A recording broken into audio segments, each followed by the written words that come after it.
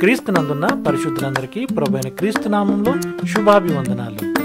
దేవుని ప్రేమ ఆధ్యాత్మిక కార్యక్రమానికి స్వాగతం. మే 27 కొరకు సిహెచ్ స్పర్జన్ గారు వ్రాసిన ధ్యానం చదువుతున్నాను, వినండి. ఇవి మీకు కలిగి విస్తరించిన ఎడల అవి మన ప్రభువైన యేసుక్రీస్తు గూర్చిన అనుభవ జ్ఞాన విషయంలో మిమ్మును సోమరులైనను నిష్ఫలులైనను కాకుండా చేయును. 2 పేతురు 1:8 ఫలభరితమైన జీవితాల ద్వారా ప్రభువును మహిమపర్చాలనే ఆశ మనకుంటే కొన్ని ప్రత్యేకమైన విషయాలు మనం ముందుగా కలిగి ఉండాలి. ఎందుకంటే ముందుగా మనలో లేనిది ఏదీ మన ద్వారా బయటకు రాదు. మనం ముందుగా విశ్వాసంతో ప్రారంభిద్దాం.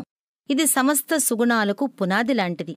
ఆ విశ్వాసాన్ని జాగ్రత్తగా మంచితనానికి, జ్ఞానానికి, ఆశా నిగ్రహానికి, సహనానికి కలపాలి. వీటితో పాటు మనం భక్తిని, సహోదరి ప్రేమను, దయగల హృదయాన్ని కలిగి ఉండాలి. ఇవన్నీ మనం కలిగి ఉన్నప్పుడు తప్పకుండా ఫలిస్తాం. మనం ప్రయోజకులుగా ఉంటాం. అన్నీ తెలిసి కూడా ఏ పనినీ చెయ్యని సోమరులంగా కాక నిజంగా వాక్య ప్రకారం జీవించేవారుగా ఉంటాం.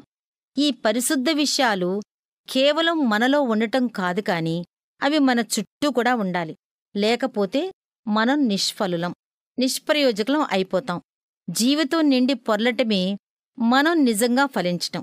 అయితే మన జీవితాలు మొదట నిండకుండా పొంగి పొర్లటం అనేది ఎలా సాధ్యపడుతుంది?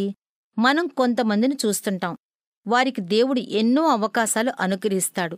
కాని ఆత్మలను ప్రభువు దగ్గరకు నడిపించే మంచి పనిలో వారెప్పుడూ జయం పొందలేరు. మనం వారిని జాగ్రత్తగా గమనిస్తే వారు ఫలించడానికి అవసరమయ్యే కొన్ని కృపలు వారిలో కొదువయ్యాయని మనకు అర్థమవుతుంది. మనం నిజంగా ప్రయోజకులం అవ్వాలంటే వరాల కంటే కృపలే బాగా ఉపయోగపడతాయి. మనం ఎలాంటివారమైతే మన క్రియలు కూడా అలాగే ఉంటాయి. మనం మంచి క్రియలు చేయాలంటే ముందుగా మనం మంచి లక్షణాలను మనలో కలిగి ఉండాలి.